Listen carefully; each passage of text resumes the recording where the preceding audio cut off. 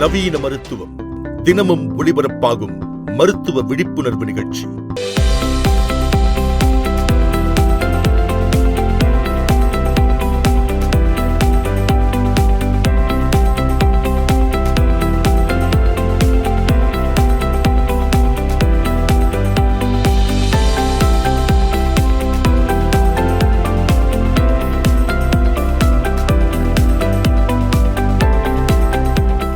இன்று நோய் பற்றிய விழிப்புணர்வாக இதய நோய், ஹார்ட் அட்டாக், அதாவது மாரடைப்பு பற்றியும் அதற்கான சிகிச்சை முறைகள் பற்றியும் காணலாம். இன்றைய காலகட்டத்தில் மக்கள் பரபரப்பான வாழ்க்கை முறையிலும் மன அழுத்தத்திலும் வாழ்ந்து வருகின்றனர்.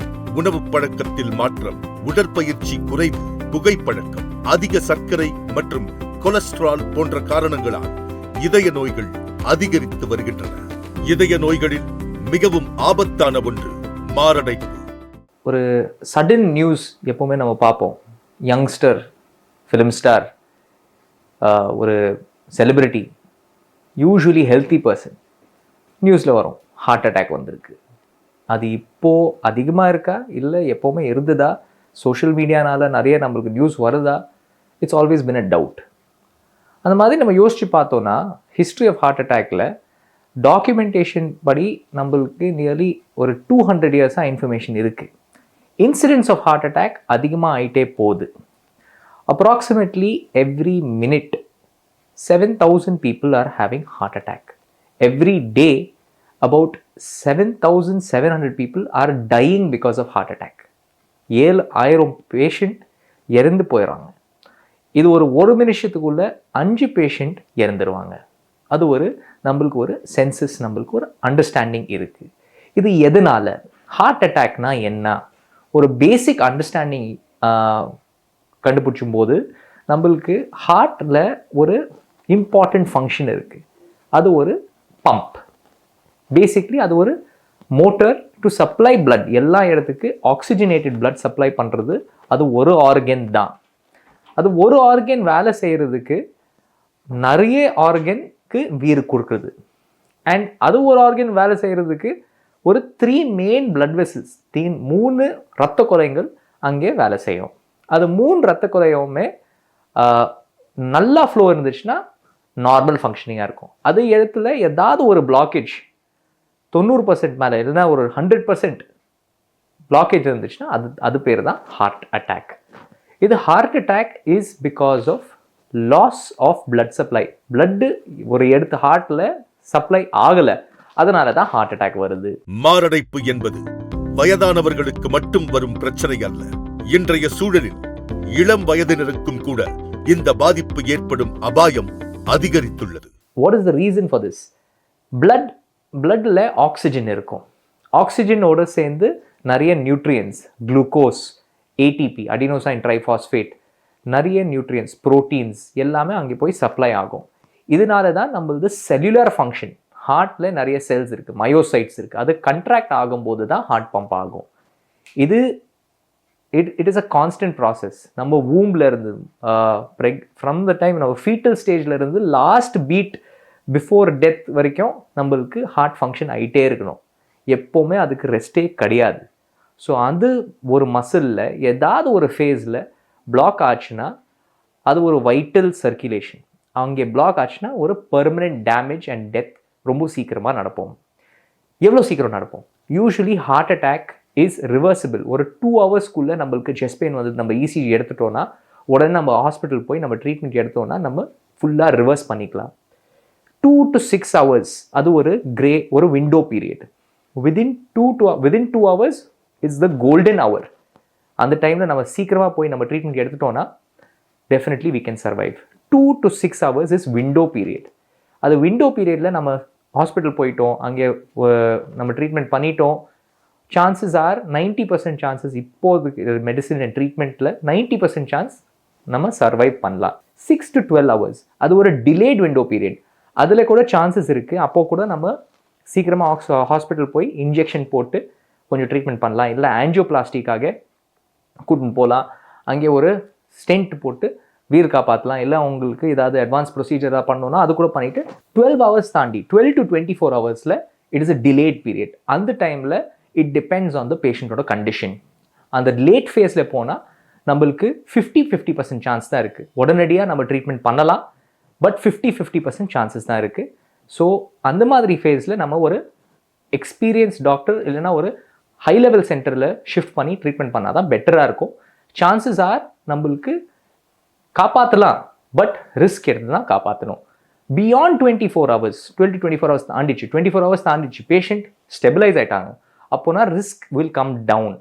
பேரடாக்சிக்கலி ஆக்சுவலி என்னன்னா 24 hours ரொம்ப க்ரூஷியல் டைம். 24 to 48 hours நம்மளுக்கு ஸ்டெபிலைஸ் ஆகிட்டோன்னா 48 hours கழிச்சு நம்மளுக்கு ஆன்ஜியோபிளாஸ்டி பண்ணுறதுக்கு அவசியம் கிடையாது, அன்லெஸ் அவங்களுக்கு சிம்டம்ஸ் இருக்குது. அவங்களுக்கு மருந்து மாத்திரைகள் நம்ம ட்ரீட் பண்ணலாம். பட் என்ன ப்ராப்ளம்னா, ஆன் த அதர் கான்ட்ரரி என்ன ப்ராப்ளம் என்னன்னா, ஹார்ட் ஃபெயிலியர் வரதுக்கு வாய்ப்பு இருக்குது, ஹார்ட் பலவீனமாக ஆகிறதுக்கு வாய்ப்பு இருக்குது. So time is muscle. என்ன அர்த்தம்னா, எவ்வளோ சீக்கிரம் போனோம்னா அவ்வளோ நம்ம ஹார்ட்டை நம்ம காப்பாற்றலாம்.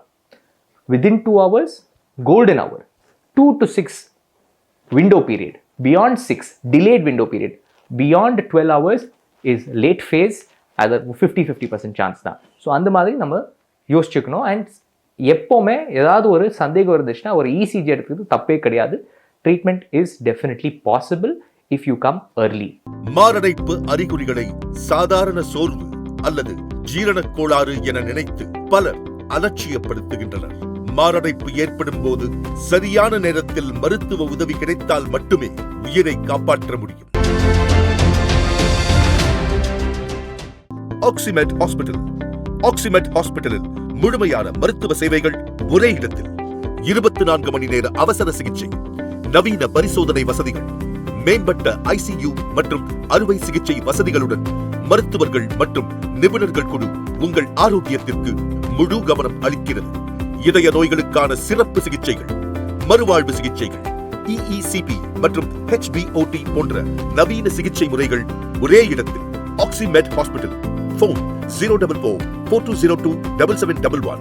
மொபைல் 9841451611.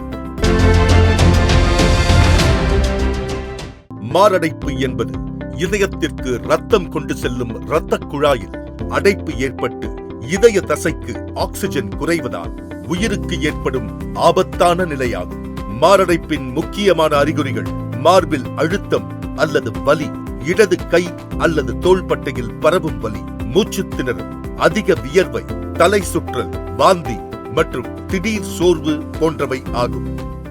நம்ம போயிட்டோம் ஹாஸ்பிட்டல், இசிஜி எடுத்தாங்க, நம்மளுக்கு இப்போ கூட டவுட்டாக இருக்குன்னா, you have to understand that heart requires blood to be supply to ஒரு ஏரியா. நான் சொன்ன மாதிரி அது 3 vesselsல ஏதாவது ஒரு பிளாக்கேஜ் இருந்துச்சுன்னா, யூஸ்வலி அந்த பிளாக்கேஜில் என்ன இருக்கும், என்ன மெட்டீரியல் கண்டென்ட் இருக்குன்னா ஃபேட்டோட சேர்ந்து சம்டைம்ஸ் சுகர், அதனால calcium blocks can be there and blood clot.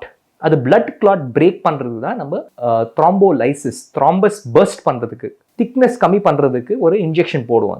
அது தட் இஸ் கால்ட் த்ராம்போலைசிஸ். அதுதான் ரொம்ப important and it's life saving medication. அது சில கண்டிஷனில் தான் போடும், சில உங்களுக்கு ரிஸ்க் ஃபேக்டர் இருந்தால் போட முடியாது, நிறைய ப்ளீடிங் ஆகிறதுக்கு வாய்ப்பு இருந்துச்சுன்னா அதெல்லாம் போட முடியாது. ஸோ ஒரு நல்ல சென்டர் போய் நம்மளுக்கு டயக்னோசிஸ் அண்ட் ட்ரீட்மெண்ட் பண்ணுறது மாதிரி ஒரு ஐசியூ ப்ளஸ் நம்மளுக்கு ஒரு கார்டியாலஜிஸ்ட் ஆன் கால் இருக்காங்க, கார்டியாலஜிஸ்ட் தான் இது ட்ரக்லாம் கொடுக்குறாங்க, அந்த மாதிரி ஹாஸ்பிட்டல் தான் நம்ம கண்டிப்பாக போய் தான் பார்க்கணும். And on top of that இன்னொரு ரொம்ப இம்பார்ட்டன்ட் திங் என்னன்னா, மெடிசின்ஸ் கொடுக்கலாம். அது எல்லா பேஷண்ட்ஸ்க்கு மெடிசின் கொடுக்குது. நம்மள்கிட்ட ஆஸ்பிரின் சொல்லுவாங்க, குளோபிடோக்ரல் சொல்லுவாங்க அண்ட் ஸ்டாட்டின் சொல்லுவாங்க. சில பேர் பாக்கெட்டில் போட்டு சுற்றிட்டே இருப்பாங்க, but that is not exactly necessary. நம்மளுக்கு ஹார்ட் அட்டாக் சிம்டம்ஸ் இருந்தால் தான் அந்த டோசேஜ் கொடுக்கணும். நம்மளது ரத்தத்தில் ஒரு அணுக்கள் இருக்குது, பிளேட்லெட், அதுதான் கிளாட்டிங் பாத்வே ஸ்டார்ட் பண்ணுறது. அது பிளாக் பண்ணுறதுக்கு அந்த loading dose aspirin, clopidogrel and statin, அது ஃபேட் பிளாக் பண்ணுறது ஸ்டாட்டின். ஆஸ்பிரின், குளோபிலெட் 300 milligram சாப்பிடலாம்.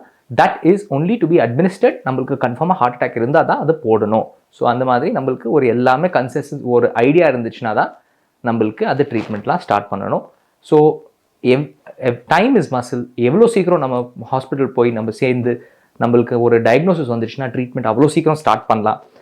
Heart attack is not a death sentence. அப்போனா சீக்கிரமாக நீங்கள் போயிட்டு நீங்கள் ட்ரீட்மெண்ட் நீங்கள் பார்த்துட்டிங்கன்னா நீங்கள் கண்டிப்பாக சர்வைவ் பண்ணலாம், நல்ல வாழ்க்கை இருக்கலாம் அண்ட் சந்தோஷமாக இருக்கலாம். It is not the end of life, it is only the beginning. ஒரு வார்னிங் சைன் தான் அது. அண்ட் சில பேருக்கு நார்மல் லைஃப் கூட ரொம்ப சீக்கிரமாக அடுத்த நாள் டிஸ்சார்ஜ் பண்ணுறதுக்கு வாய்ப்பு இருக்குது. மாரடைப்பை உறுதி செய்து தேவைப்படும் பட்சத்தில் அவசர சிகிச்சையாக ஆஞ்சியோபிளாஸ்டி, ஸ்டென்ட் மற்றும் பைபாஸ் அறுவை சிகிச்சைகள் மேற்கொள்ளப்படுகிறது. சில பேஷண்ட்ஸ்க்கு ஆஞ்சியோபிளாஸ்டி முடிச்ச பிறகு திருப்பி நெஞ்சு வலி வர்றதுக்கு வாய்ப்பு இருக்குது. யூஸ்வலி இது ஒரு ஷார்ட் லாஸ்டிங் இவெண்ட் தான். அவங்களுக்கு இது புது ஒரு வெசல் ஃப்ளோ ஆகும்போது அது புது ஸ்டென்ட்டு, ஒரு புது ஒரு புது வாட்ச் இல்லைன்னா ஒரு மோதிரம் மாதிரி அவங்களுக்கு ஒரு ஃபீலிங் இருக்கலாம், கொஞ்சம் செஸ்ட் டைட்னஸ் இருக்கலாம். இது எல்லாமே அவங்களுக்கு மருந்து மூலியமாக நம்ம கம்மி பண்ணிடலாம். பட் சில பேருக்கு ஈவன் ஆஞ்சியோபிளாஸ்டி முடிச்ச பிறகு நிறைய நாளுக்கு அவங்களுக்கு நெஞ்சு வலி வர்றதுக்கு வாய்ப்பு இருக்குது. கொஞ்சம் நடந்தால் கூட அவங்களுக்கு மூச்சு வாங்கும். நம்ம செக் பண்ணி பார்த்தா கூட திருப்பி ஆஞ்சியோகிராம் பண்ணி பார்த்தா கூட அவங்களுக்கு பிளாக்கேஜஸ் ஒன்றுமே சீரியஸாக கிடையாது. அந்த மாதிரி பேஷண்ட்ஸ்லாம் மைக்ரோவாஸ்குலர் டிசீஸ், சின்ன சின்ன ரத்த கொலைகள்லாம் பிளாக்கேஜ் ஆகிறதுக்கு வாய்ப்பு இருக்குது. அந்த பேஷண்ட்ஸ்க்குலாம் ருட்டீன் மெடிகேஷன்ஸில் கூட அவங்களுக்கு அவ்வளோ ரிலீஃப் இருக்காது. ஸோ இந்த பேஷண்ட்ஸ்க்கு என்ன பண்ணலாம்? இஇசிபி ஒரு நல்ல ஒரு ட்ரீட்மெண்ட் ஆப்ஷன் இருக்குது. அந்த இஇசிபி மூலயமா அதை micro circulation, collateral circulation increase பண்ணுறதுக்கு ஒரு வாய்ப்பு இருக்குது.